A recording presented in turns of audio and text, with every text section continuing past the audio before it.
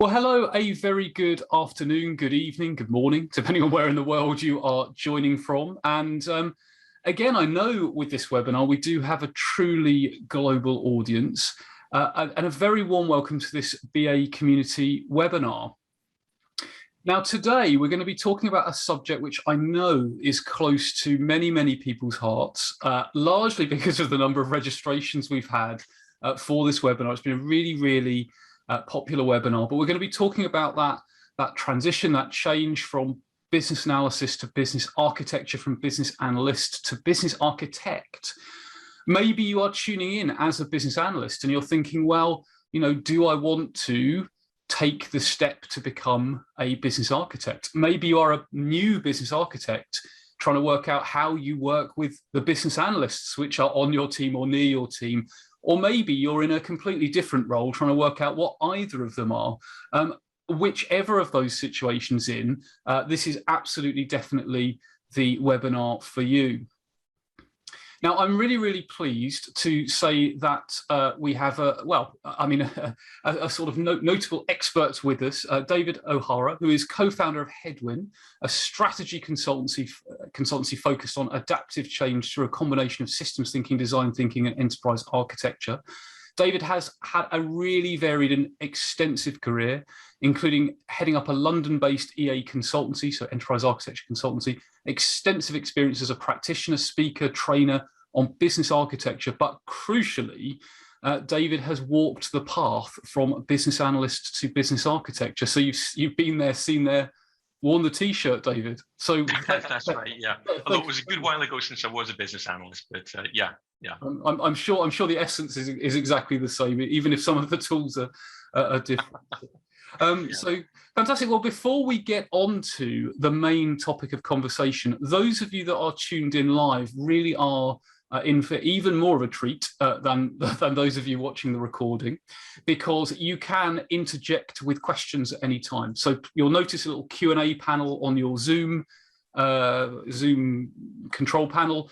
Feel free to use the Q&A to ask questions, and we will weave in as many of those questions as we possibly can throughout the session. There is also a chat function. It's easier for us if you use the Q&A because then they're all in one place. So hit the Q&A, type questions in as you go along. There is also, and I'm just popping this in the chat window for you, there's also a mural board. Now, those of you that have been on these webinars before will be familiar with how this works, but just in case you haven't, no, I always make that mistake. There we go. There is now a mural link in the chat.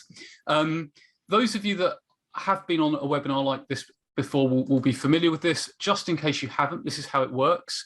So you don't need to, when you go on that link, you won't need to sign in. You can just put in a name, optionally your email address, but you don't have to. And you can enter as a visitor.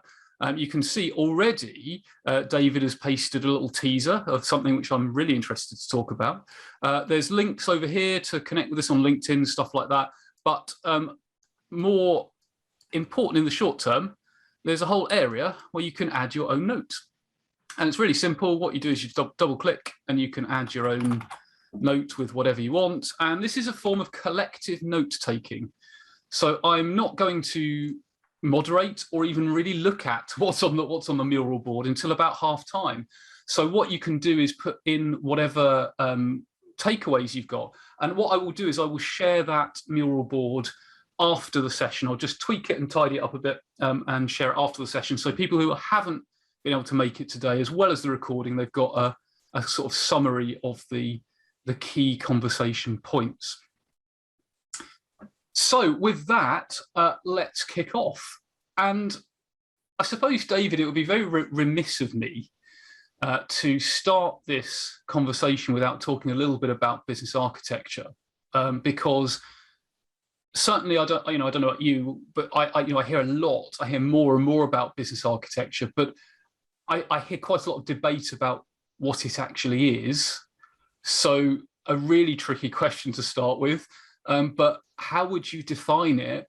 And secondly, why would you say that organizations should care about it? Sure. Well, it's a great question to start with. Thank you. So, and yeah, I think that there might be some assumptions, there might be some misconceptions about it. So one of the things that I think we'll try to do through the conversation is kind of demystify. So, I mean, to answer the first things first, what is business architecture? I'm going to answer that in two parts. So, business architecture, a lot of people say it's about connecting strategy with execution, or with business intention with change outcomes, which it absolutely is.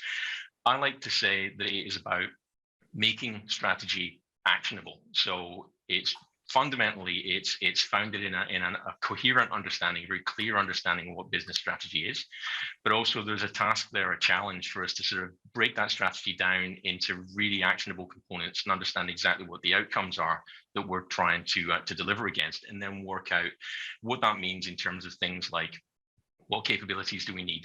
What's the overall health of those capabilities? How are we going to configure our operating model in terms of what we do and how we augment that with partner capability and so forth?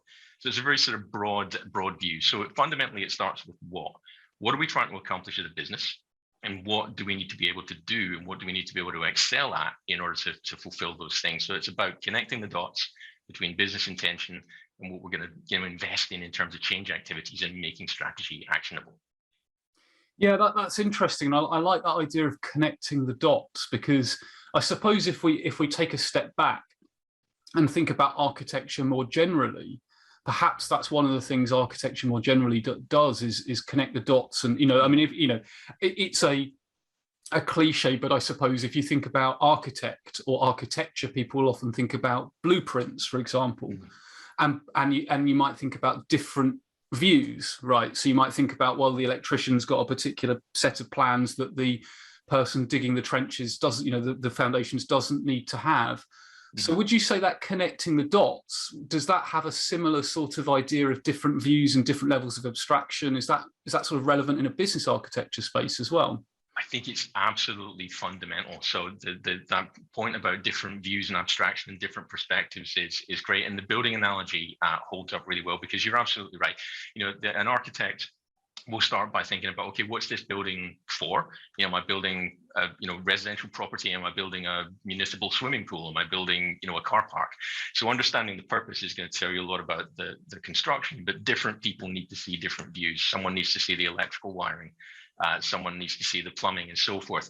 So we can all sort of stand back and look at the same shared view. We understand this structure and what it's for, but everybody then has different perspectives, and that comes from two sides. That's the perspective of the people who are going to do the construction. And so there are other architecture disciplines and domains that are involved, of course, data applications, technology, security. Classically, that's people understand this concept of what we call BDATs, business data applications, tech, so forth. So they all have their own blueprints.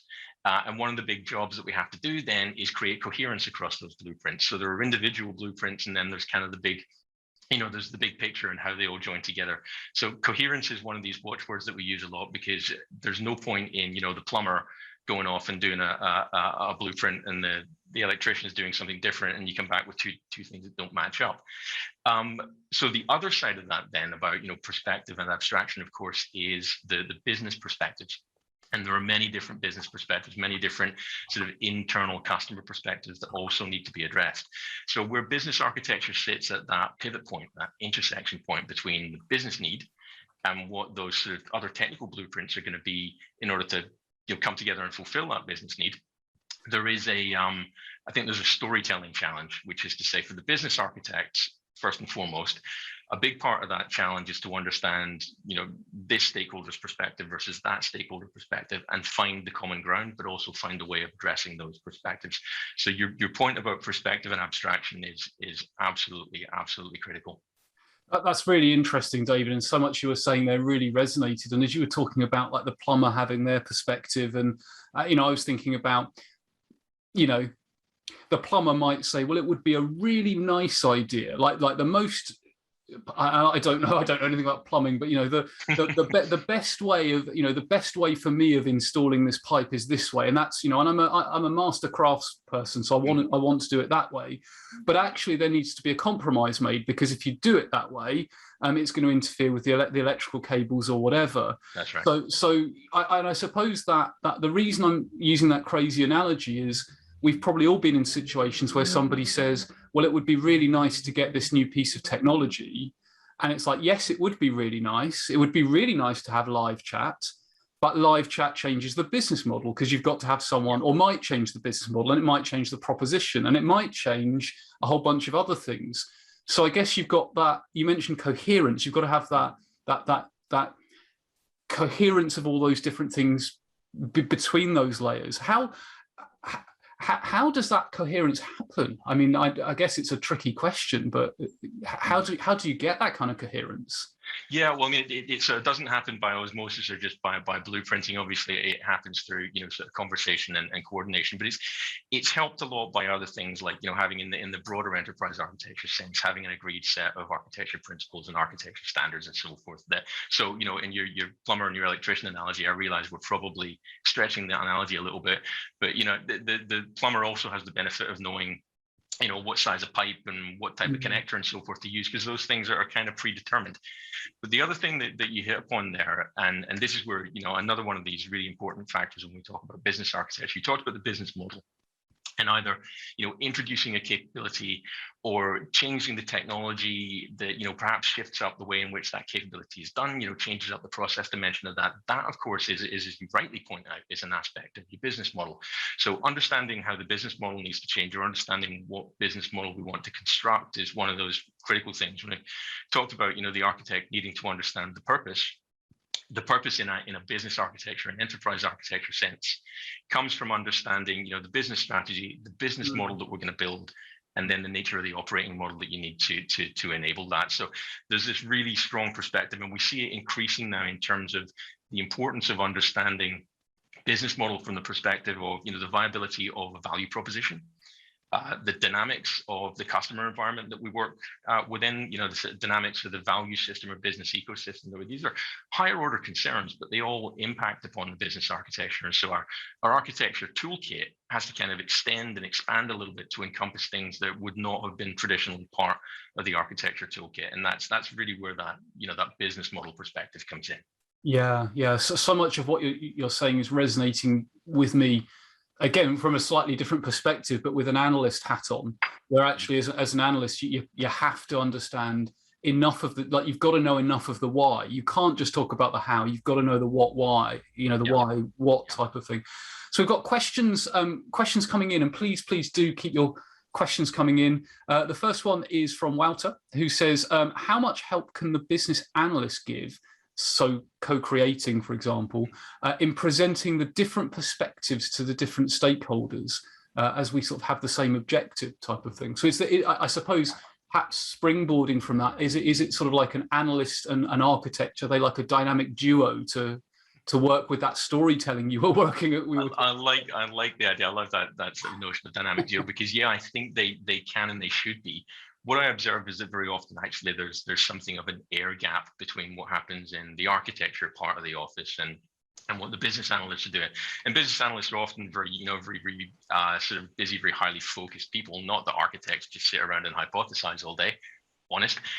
But there's perhaps not quite as much fusing and forming of that dynamic duo as I think there could be, because business analysts, fundamentally understand how the enterprise works, and where and why it works, and perhaps where and why it doesn't work. Business architects have more of a broad perspective on that. We're looking at the overall health of the operating model, the overall sort of effectiveness or viability of different value streams. So you need that analytical perspective to understand where you've got choke points or where you've got opportunities. And when you start to move from the broad abstract, it looks great from 10,000 feet in the sky sort of perspective to, okay, how are we going to do this perspective?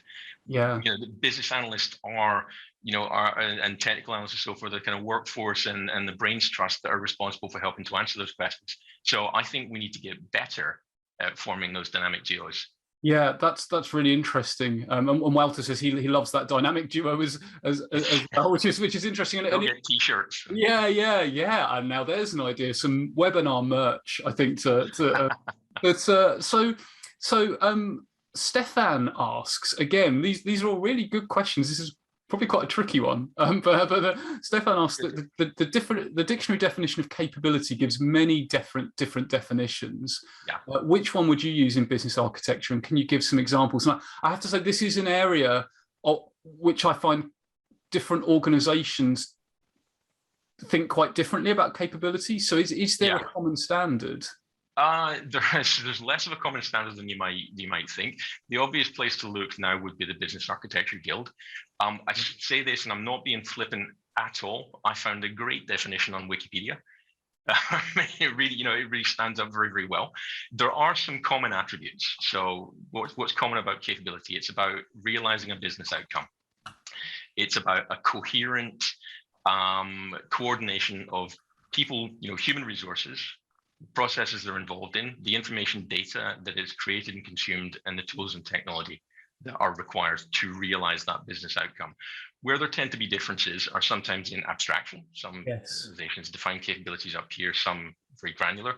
I personally feel quite strongly there is a lower level of detail below which you're talking process, and you kind of need to know when you're passing that meridian. It's also worth noting that in some industries, capability has a very, very specific term. So I did some work with an R&D company a couple of years ago, and I was like 2 weeks into the project before I realized that I was saying capability and they were hearing something very, very different. Similarly with things like defense engineering and so forth in big engineering companies. So understanding the sort of tribal language and what it means in each individual business or industry is important, but you will find the common characteristics are: this is a what, it should describe an outcome, and it should require a coordination of people, process, information, and technology to realize that outcome. Yeah, and it's interesting, isn't it? Because I remember, and I think this is probably the example in the Business Architecture's BizBook, although I couldn't 100, because it changes a lot. I couldn't 100% attest to that. But there's the whole idea that actually, if you took, say, an insurance company, the capabilities that you need to have for an insurance company probably haven't changed in 100 years. And I say that as someone who's worked in insurance. You need underwriting, you need the ability to play a claim, you need the ability to create a quote. Now, 100 years ago, that was probably done with pen and paper, which is, I suppose, where you get back to the processes, the technology that fulfill those capabilities can change. Yeah. But I suppose then the challenge becomes to maximize and reconfigure those capabilities for the external environment to maximize profit, I suppose, in a for-profit company. Yeah, you're right. And the fact that the technology has changed means that we can, do more, do it faster, perhaps do it a little bit more efficiently. In some cases, obviously there's a move towards, there's hardly breaking news, automation, but there are still some capabilities. Like I worked with a big insurer, and they considered that their underwriting capability was talent-based, and it wasn't something that they were looking for lots and lots of algorithms with. So, there are still sort of differences there. But capabilities are kind of built to last. So if we define the capabilities well enough, they should persist. Two things tend to change over time.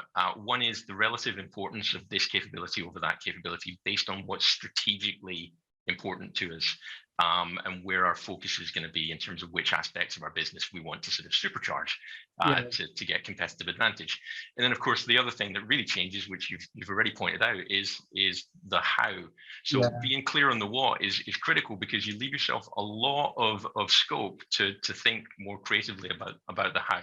And as the strategic importance tends to ebb and flow over time, you can reconfigure those capabilities, is a great word that you used, by looking at either, opportunities to swap out tech or opportunities for partner augmentation or whatever it might be.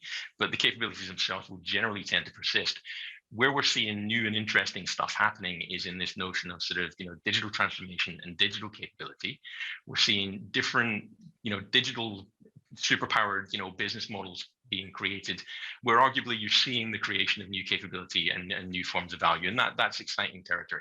Yeah, there's almost for some very, very boring reasons, I've been thinking a lot about some specific instantiations of that. And I don't know about you, David, but I'm starting to come to the conclusion that whole what people call digital transformation, actually the digital is part of it, but the business model innovation, it's like a yin and yang. Actually, the digital transformation enables the business model innovation, which enables the digital. So it's sort of one without a co-evolutionary dynamic, we might say. But so I want to move on, and there are lots of questions coming in. We will get to some more of those in a second. But one thing I want to move on to is the difference between architecture and analysis. So I would broadly describe myself as a business analyst, although others would others would say I do elements of architecture. I've long since stopped worrying necessarily about where the line exactly is personally. But some might say that business architecture is something that good senior BAs are doing anyway, maybe without knowing. And that's not to say they're doing all of it, they're not doing the whole suite of architecture, but there's a blurry edges. Would you say that's true? And I suppose more importantly, what would you say the difference is between the roles between architect and analyst? Yeah. So I would agree with you. I do think that is true, that some people are sort of accidentally or in a less formalized way are doing elements of architecture. The other thing I'd say that is absolutely true is that your analyst skill set and your analyst toolkit is fundamental to being effective as a business architect as well. So I think, it's not necessarily a given that all business analysts are going to go up and become business architects. Far from it. And when you look through the infographic that we're going to share after the webinar, we'll see there are actually different routes, different paths that can be followed. But I think you'd struggle to be effective as an architect without that analytical toolkit. For the people that are looking at the mural, what you'll see is there's kind of a radar diagram on that mural, and what it does is it plots a number of roles that we've chosen because we felt that they were broadly representative of the type of roles that we see in IT-enabled business change. And chances are that most of the people on the webinar will be in one or other of these jobs or in a job that's very similar to it. What that diagram illustrates is that there are very few hard dividing lines between these different roles. They overlap a lot, partly because of skill set and partly because of remit. I think where the broad differences are about scope and abstraction. So business architects are tending to look at things from an enterprise perspective, from a sort of a whole portfolio perspective, either all of the capabilities of the enterprise or all the capabilities of a particular line of business or a particular value stream. Analysts are typically charged with, and I'm going to generalize here, and I'm not going to offend half the audience, typically charged with working within a line of business or within a particular program or project, so their focus is more, I guess you might say, more localized and more on the designing the how, rather than sort of working in the abstract to elicit the what. So I think the main differences are about breadth or scope of the role and your purview, your perspective from an enterprise level versus a sort of a process execution, operational and solution level. Yeah, fantastic. And for anyone watching the recording, there's a link to the mural board down below this video, so you can click on the mural board if you're watching the recording as well. So that leads on quite nicely to a question that Daniela has asked, which is, so she's asking the question: are analyst techniques analyst techniques are for the strategic level? Can these just be reused for architecture, or are new techniques required? So I suppose that the essence of the question there is architecture like analysis plus, or are there a whole range of additional techniques on top of, say, strategic business analysis techniques? There are. I think there are. Yeah. So you're definitely unpacking and repurposing that analytical toolkit for sure.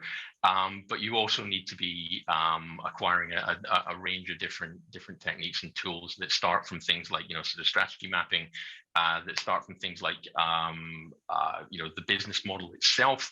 It's very much about looking at the organization from the outside in, so understanding concepts like the value system, which is where things like systems thinking will come in, understanding business model concepts, elements of sort of value prop design, but also what I think is really important, and again, I'll sort of tease this infographic. There's a diagram in the infographic that describes the evolution from analytical to sort of kind of conceptual and design thinking out to systems thinking. What's important there is, you can acquire and pick up different tools and techniques and so forth along the way, whether it be SWOT and PESTLE analysis or capability analysis or value stream mapping or any of a dozen other things, right? What's important is the evolution of your perspective as the business stakeholders that you're working with become different, and their perspectives are fundamentally different from people who are thinking about, sort of operational efficiency or operational viability or solution or what have you. So the range of business challenges and business perspectives that you need to address will change. And so the real challenge there is less about, do I need to know how to do this particular kind of mapping or modeling, and more about, can I have a sort of relatively empathetic perspective with someone who's looking at the business from a very different way from maybe I've been looking at it before? Yeah, absolutely, absolutely. And again, it's interesting because you mentioned systems thinking there, which you know I'm a bit of a keen fan and geek of, and then that idea of perspectives and different boundaries from different perspectives plays in really nicely as well. So I want to move on in a moment to talk about career pathways, but I do just want to quickly take a couple of other questions before we do that. So we have an anonymous question, and I should, of course, say that it is completely fine to ask questions anonymously, because you might be in a situation where you're wanting to ask something that is confidential. So the question is, I'm trying to establish an architecture practice within a technology company that has a large number of developers and a few BAs. There have been a lot of stepping on toes, both of the business and the devs. Do you have any wisdom on how to best establish this practice and sell the concept of architecture within organizations? So firstly, thank you to whoever asked that question, because I think it's a great one. Probably one we could talk about for longer than the whole webinar. But David, any tips on that tricky subject? Okay, so that is a challenging question, and it is a great question, and it for sure is a tricky subject. So I could, you could answer on the basis of things like understanding the sort of mandate for architecture and so forth. I think to answer, there was an element, part of the question there about selling architecture. And I think my answer to that is partly about who are you selling architecture to, because I wouldn't necessarily attempt to sell architecture, especially if it's to business sponsors and execs. What I would be selling or offering or proposing there is the means and the mechanisms to answer some fairly critical business relevant questions that otherwise may go unanswered. And then you can kind of introduce the toolkit and the skill set and so forth that's required to do that. I think then there's also maybe something about what manner of architecture function is it that you want to build? Because if devs, for example, are feeling that the toes are being treaded on, that wouldn't necessarily be something that I would see as a really particularly big risk in building an architecture function, because architecture tends to be kind of up and to the left of dev, as it were. So I think the answer there is partly about instilling a kind of collaborative governance that brings the dev community closer to the sort of solution architecture and solution design community.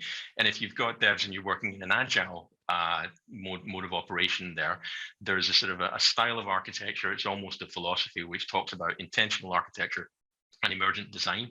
And what that does is it allows for architecturally significant decisions to be taken much closer to implementation.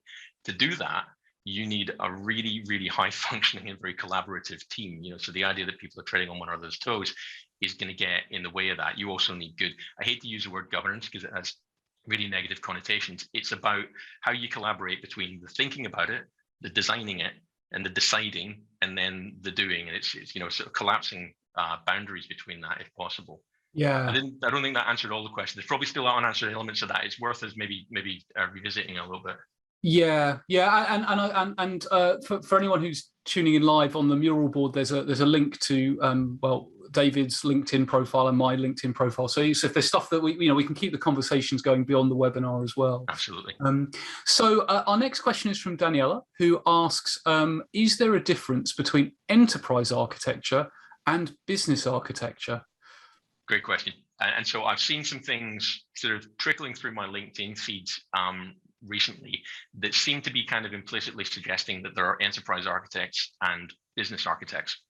And this is one of these things where, there are all manner of different sort of variants and flavors and forms and types of architect. If I genericize it a little bit for the purposes of simplifying, we talked at the start of the session, we talked about the BDATS concept, business data apps, tech, security, and integration, kind of cutting across that. And then, solution architects are people that need to stitch all of those elements together to deliver a solution. So all of those things are domains or disciplines within what I think of as enterprise architecture. So you can be an enterprise business architect, you can be an enterprise data architect, and so forth. So the reason I'm emphasizing this, it's a slightly old school representation of architecture. It's for the benefits of simplifying, but it's also because I think that there is a danger, that there is a risk inherent of suggesting that enterprise architects do the tech stuff and business architects are kind of over to one side and are somehow different.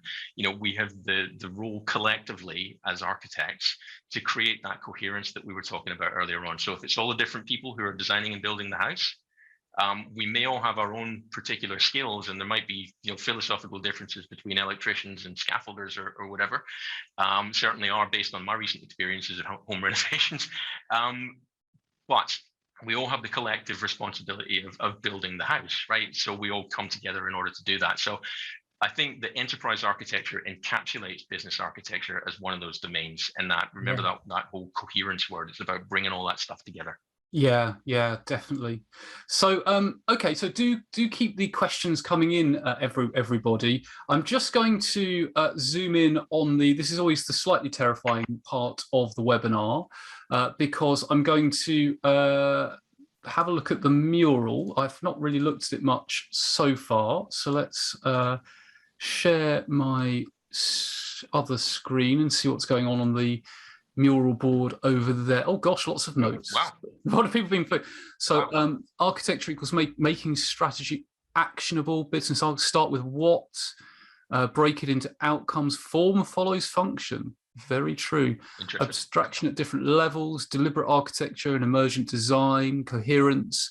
Gosh, lots of ideas coming on there. So again, thank you to, and someone's put, what's that? Business architecture is about connecting the dots between intention and actionable strategy. So, okay, fantastic. Well, it looks like it's going to be a really, really useful record of the session there. So I will, just in case anyone is joining the webinar late, because people do often dip in on the hour, sort of halfway through, just in case you're coming in late, I will pop the link to the mural in there, and feel free to add your takeaways, your thoughts, as we go along, and I will put a PDF version of that on LinkedIn after. So I want to move on to the $64,000 question, David, because we're talking about business analysis, potentially people maybe wanting to become business architects or wanting to know more about it. How could someone traverse from one to the other? Yep. No, that's the critical question, and for sure there might be a path straight from analyst to architect, and I think it depends on who you are, and to some extent your propensity and of course opportunities that are going to present themselves to you. What I would say, based purely on my own experience. Sorry, just before I dive into that, it's worth noting that although business architecture has been around for a while, there aren't that many defined or clearly defined career paths in. So I understand that this is the critical question, because you've got these business architect people going around there, but it's, you don't have the sort of mature and sort of well-formed paths in there.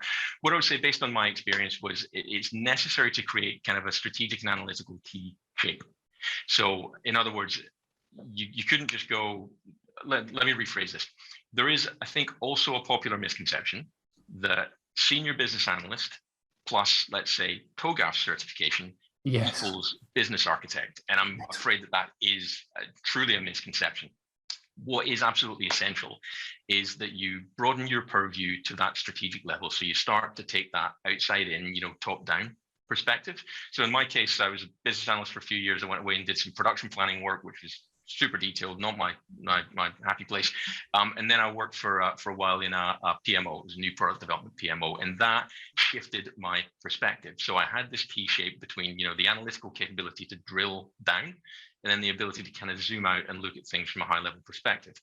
And so if there is a talent or a personal attribute or a mindset aspect to this thing that I think someone referred to as helicopter skills, which is I can hover and look at things from a high level, and I can zoom down without losing my place in that big picture. That's a critical thing. So being able to cap off your experiences and your capabilities as an analyst by doing something that gives you that strategic perspective, whether it's PMO or whether it's getting a role in a business transformation program or whatever else it might be. So there is probably a direct route, but I think there are also indirect routes that really build that business perspective, and the best sort of the people that bring a lot of value to the business architecture role aren't necessarily people who have come through a purely analytical technical routes. They're people who have come from that sort of outside in perspective, where they understand IT enabled business change, and they've probably done the do to some extent there, but they've also been able to really, empathetically, really practically adopt that strategic business perspective too. Yeah, so it sounds like it's that mixture of understanding the weeds, so having that ability to zoom down into the into the weeds and understand, as you say, like doing the do, but being able to take that broad helicopter perspective and also have that, I suppose, I mean, we're talking about connecting the dots as an analogy that really struck with me. So maybe it's that ability to, one moment be talking about the value proposition, the strategy, and the next minute to be talking about the execution of those things. So is it that old strategy execution gap? Is that the thing that you need to be able to bridge? That's absolutely right. Yeah, and so and to some extent you need to be comfortable working with fairly abstract things, because sometimes even what seems like a really well-formed, well-articulated strategy may still leave some room for interpretation, or there may still be some ambiguity in there. So you need to have a comfort level and an ability to work with ambiguity and to find those those sort of things that you can latch onto, that you can then connect to the more functional operational aspects of the business. So that's absolutely it. And especially if if you're thinking about this notion of connecting the dots between intention and delivered outcome, or strategy and execution, the way that we do that is always to go through business capability, break those capabilities down, look at the ops model, look at the process, look at the data, the apps and the tech and so forth, and then look at the configuration of those things from a big picture point of view, so that we can then say, okay, well, I now know that in order to fulfill these capabilities or transform these capabilities and thereby realize this business objective, I'm going to have to, reskill some people, or I'm going to have to augment, or I'm going to have to optimize my process. So all of those things that we all do as part of business transformation activities, they're kind of sanctified, as it were, because you can directly trace them back to the business objective or business goal that they're going to help to fulfill. Yeah. I picked up on something on the chat, and I thought it was really, really interesting. I just wanted to pick up, and I think it was Wouter. I pinged up a little thing there. It said, in the Netherlands, if you want to be taken seriously as an architect, you have to have TOGAF. That's an interesting observation.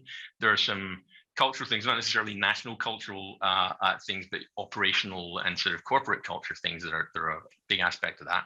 And of course, there's the wider architecture community. What I'd say about that is, if you want to be taken seriously by other architects as an architect, you might need TOGAF, because that's about being able to communicate and interact with architects and with common ground.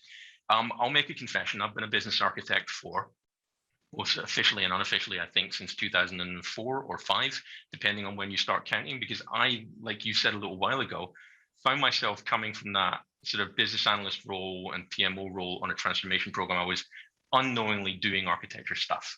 And it took me some time to realize that and find the vocabulary for it. In all of that time, I do not have TOGAF certification. Sorry, guys. And I can honestly tell you that has never, ever once been an impediment when I've had to have a conversation with someone on the business side of the equation. And it's never really been something that I've encountered resistance from, from the architecture community. People just kind of tend to assume, but I don't have TOGAF.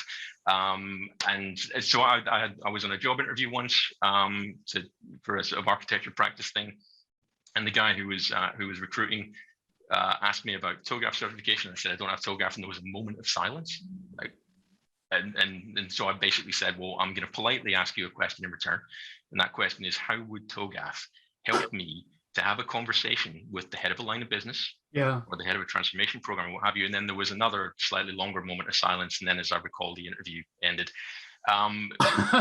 The point still stands. And so there are some areas where, of course, the TOGAF is about professionalizing what you do. If you see yourself as an enterprise architect, go get your TOGAF certification, and absolutely go get it.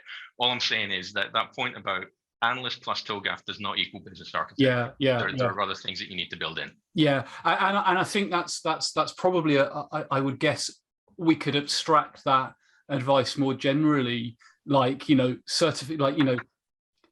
it's got to be practice or praxis plus certification, reflective.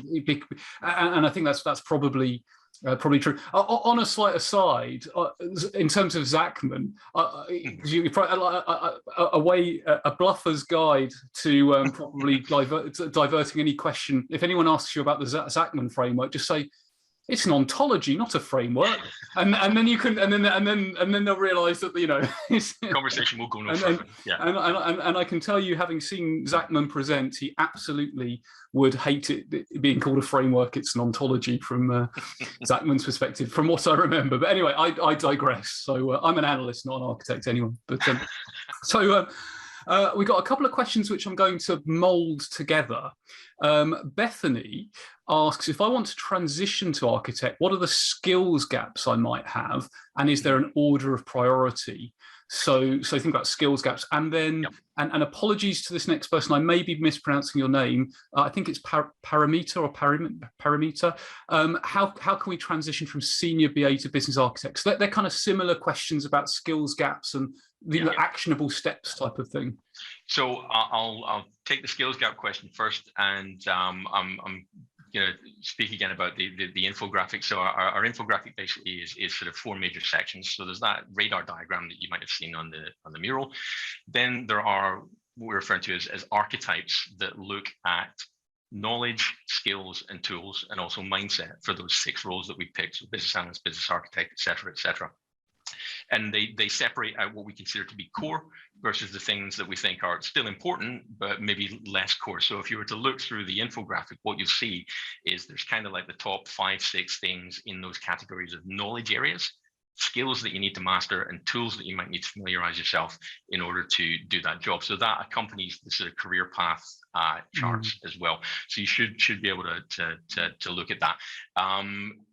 The question about sort of senior business analyst to architect, I mean, certainly, you know, you're kind of close there. If the work that you're doing is at program level, then yeah, I think that the opportunities there are to really get involved in more conversations that are about business strategy, that are more about the business what than the operational how, and then, you know, really, you know, sort of look for those opportunities to create that sort of strategic. And we talked about the strategic analytical T shape. That's the critical thing for me, regardless of whether it's, you know, it's an analyst, director, architect, or however you do that. If you can look at that and look at that, the aid memoir that we've got in the infographic, and say, okay, well, I think I can take that, you know, from a knowledge point of view, or I think I've got a working appreciation of this particular skill or tool, then, you know, great, because those things are there to help you to understand, I guess, to some extent, whether or not it's actually the role for you, whether there are alternative paths that you might follow, and to what extent you're ready. And then if you look at those things, you should be able to say, okay, I maybe don't know quite as much about sort of value streams, or maybe I'm not quite as big on soft systems methodology, or whatever it might be, as I could be. So I can go away and do a little bit of study, and then look for opportunities to apply that. Definitely. And again, if you're watching the recording, there'll be a link to the infographic below this video. And David kindly put the infographic together because there's just far more content than we could cover in an hour. So it enables you to read through that at your leisure and take a look at it. And if you're attending live, although there's a link to the infographic on the mural board, I've also just dropped a link on the chat, so you can pick that up as well. So let's just cover a few more of the questions. So Stefan asks, in what way do business capabilities differ from business services? And he comments that he doesn't really see any real difference. So what's your view on that, David? Yeah, no, great. And this comes up a lot. There's also is it a capability or is it a process question? No, this is cool. And the more that you look at things like sort of digital services and sort of strategic service design, the more you're going to see similarities between those things. And sometimes when you look at how they're modeled, they'll almost look one for one. So services clearly are going to be defined from the perspective of the consumer of that service. And so there are going to be service experience attributes and other sort of performance parameters and so forth that are relative relevant to that. Capabilities are more about looking at, I guess, kind of looking at the, you know, what we do from the inside out. They're a little bit more mechanistic. And from that, you're going to go directly to that people, process, information, technology construct. So what I would say about that is, you know, in your particular business, it may be that people recognize services a little bit more than they do capabilities, or they recognize process more than capability, or what have you. Normalizing and standardizing on the language is important. Where we tend to get a lot of energy invested in is a service or a capability or a process or capability. I find that those are the wrong questions. What you need to do is kind of shift the conversation back onto what is it that we're trying to accomplish? how do we sort of define and measure those outcomes? What then do we need to be able to do in an agnostic manner, and then look at the solution design? But the question, the person that posed the question is absolutely right. Very often you look at services and you look at capabilities, and they will be named almost like for like, which I know is probably a less helpful answer than you might have wanted. It's interesting, Dave, because as you were talking there, and I might be on the complete wrong, off on a tangent here, but I was wondering about whether it's to some extent there could be a thing about abstraction here, because, for example, I'm just going to pick a thing at random. Like a local authority might have because you think about services, local authorities have to have a whole bunch of services, from emptying bins to, to taking a request for someone who needs care or whatever. And, like as someone with an elderly relative might see a business service or a service of help me get care for my elderly relative.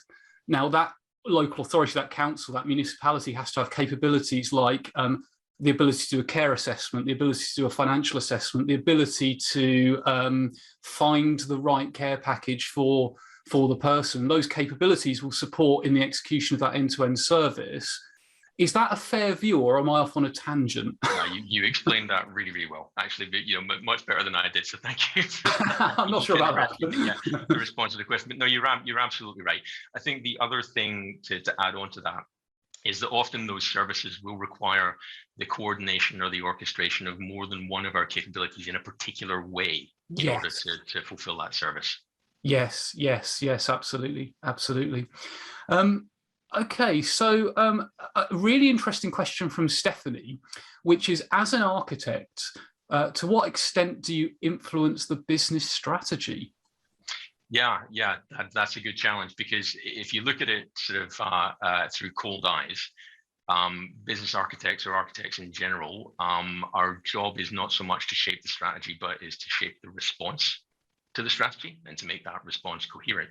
Where we tend to get involved in the strategy conversations is in this whole area of making strategy actionable, is the joining the dots, because more often than not, the strategy won't necessarily be articulated in quite as clear, quite as concise, quite as coherent a way as you would like.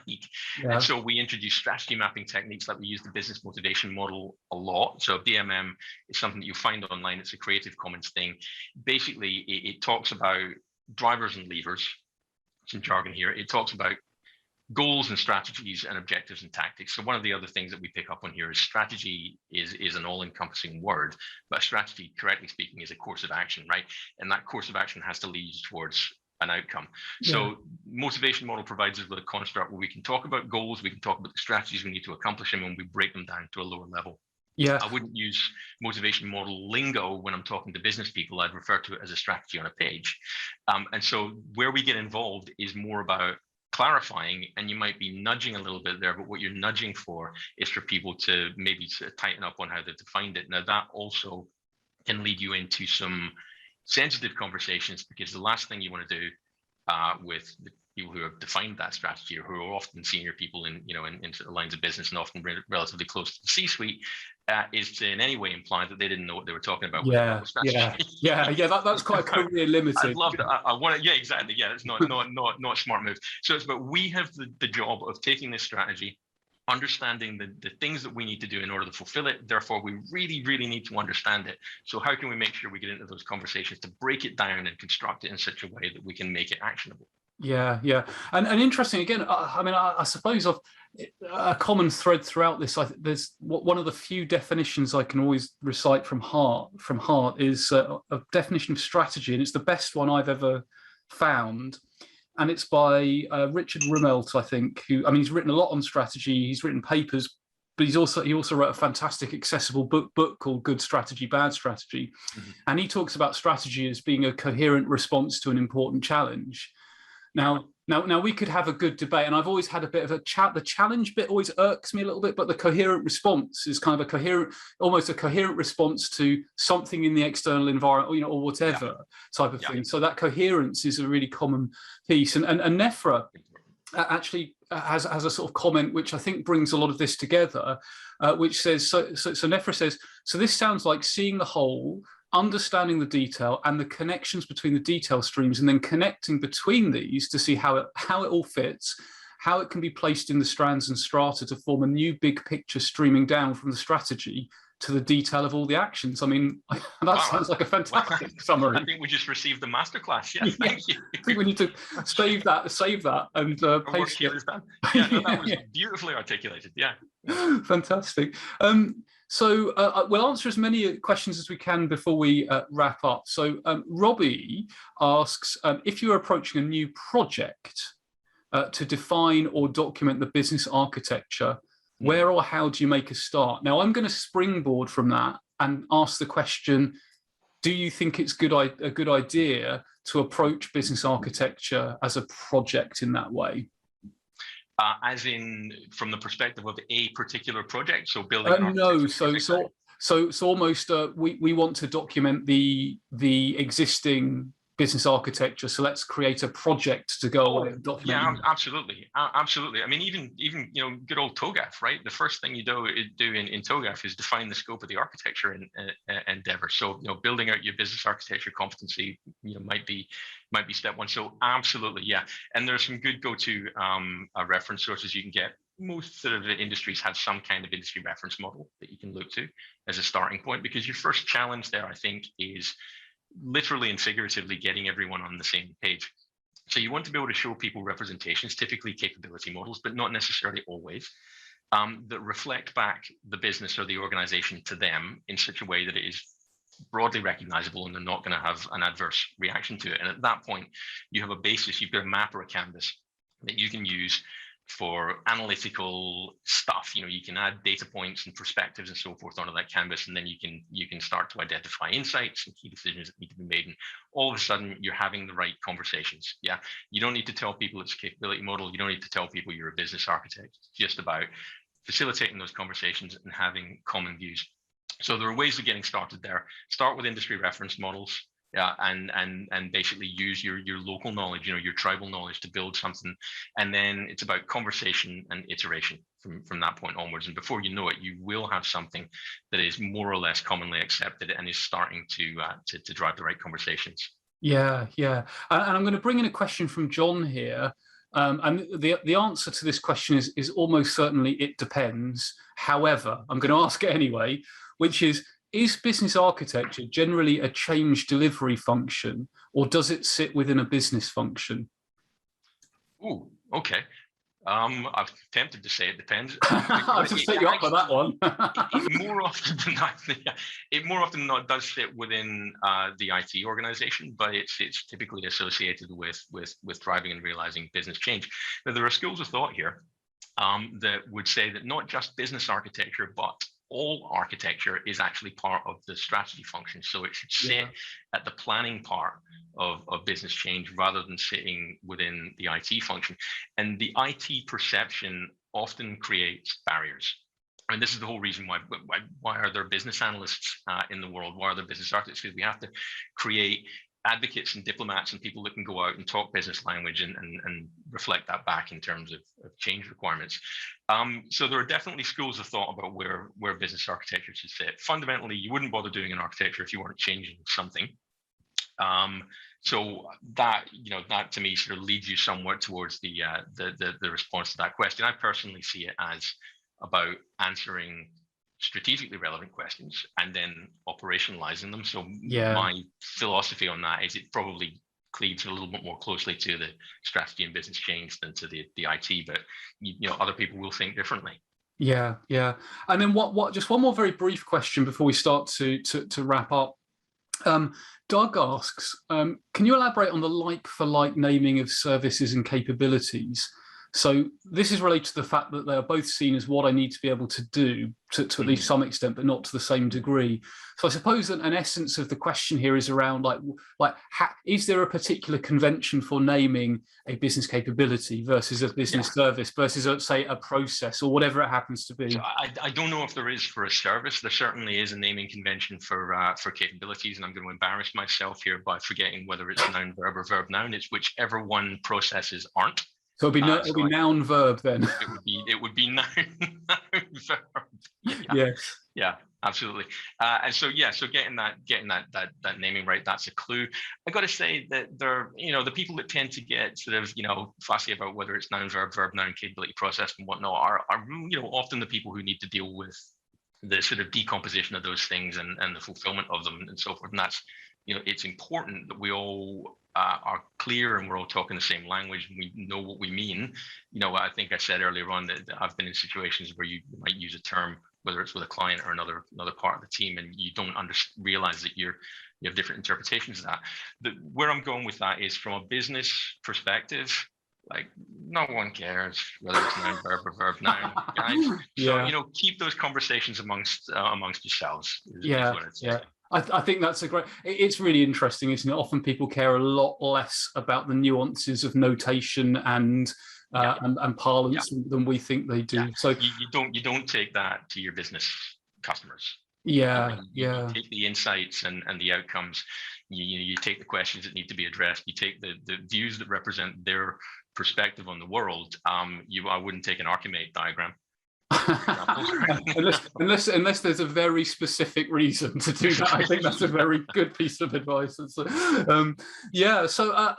I mean, my final question to you, David, is what would your biggest takeaway, your biggest piece of advice be, particularly to somebody who's maybe a senior analyst at the moment, they want to explore more architecture? Like, what's the biggest thing you want them to take away from this webinar?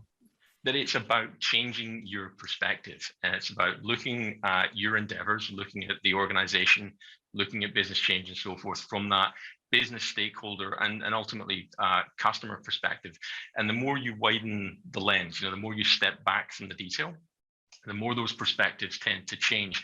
So you need to really understand the concerns and the sort of the drivers and motivations and the things that are relevant and meaningful and interesting to a whole array of different business stakeholders. So fundamentally, it doesn't matter whether you're a business analyst or whether you're in sort of dev or whether you're this or that.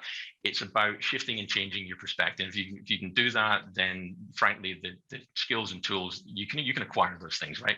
So it's a mindset shift. Yeah, that mindset shift and that sort of deliberate practice to sort of get towards there. So, well, fantastic. Well, thanks again, David. And I should say apologies to anyone whose question we haven't answered. I can see about 14 or 15 between the Q&A on the chat, so we could probably continue for another hour. But I'm sure people will want to follow you, David. They'll want to know more about how they can work with you, how they can become, or how you could maybe help them on that transition towards Architec. So how can people get in touch with you? How can they follow you? So the obvious one, of course, is follow me on LinkedIn. I post about this stuff regularly. So there's articles and little sort of documents and diagrams that we share. Similarly, follow Headwind. We do our webinars on a regular basis. I think you're going to share the link to the infographic. I think people who are interested in understanding what this potential journey is and whether or not its destination is architecture or something else, I hope that they will find that to be at least somewhat useful and interesting. We're also thinking about in the autumn, which is imminent, about running the first of what will be a short series of training courses. So we're looking at an analyst-to-architect training course, how to be effective on day one. And when you click the link for the infographic, I think it will ask you if you're interested in hearing about that. If you are, then great. If you're not, we won't bother you. You get the infographic anyway. But so look, follow me on LinkedIn, follow Headwind on LinkedIn, download that infographic, and people just stay in touch. This has been a really fun conversation. Yeah, no, completely. And again, I would underline David's point there of do download the infographic. And if you're interested, do tick that box so you hear from David when the course is ready. Because as I say, David put the one of the reasons David put the infographic together is because we just wouldn't have been able to cover the detail in the hour. So it gives you that time you can connect and think more about it offline. Well, thank you so much, David, for your time today. Thank you, everyone, for attending. Just before we wrap up, first of all, if you're not already connected to me on LinkedIn and you like webinars like this, do feel free to drop me a connection request at all. Also, I want to let everyone know about some upcoming events. So if you've enjoyed this webinar, and these are all completely free, as this one was. So on the 24th of August, so well, next week, same time, 6:30, there's a live stream show called BA Fringe. Slightly different format, think more TV show than webinar, lots of little segments. So we have somebody talking about public speaking, diversity and its importance in service design and business analysis. We've got someone talking about vision and its importance to business analysis and digital transformation. The idea of BA Fringe is its ideas on the edges of business analysis. So ideas that we might not be thinking about as much, but we maybe should be. Then in September, I've got Mike Burrows, who's going to be talking about the deliberately adaptive organization, bringing in some systems thinking. If any of you are familiar with the viable systems model, or VSM, an accessible version of VSM, and how that works with analysis and other stuff as well. So do check those out, click through, register, and you will get an email after the webinar. You'll get an email with a sort of summary of the links and stuff as well. So with that in mind, all that's left for me to say is thanks once again, David, for your insight. Thanks everyone for tuning in, and see you again soon. So bye for now.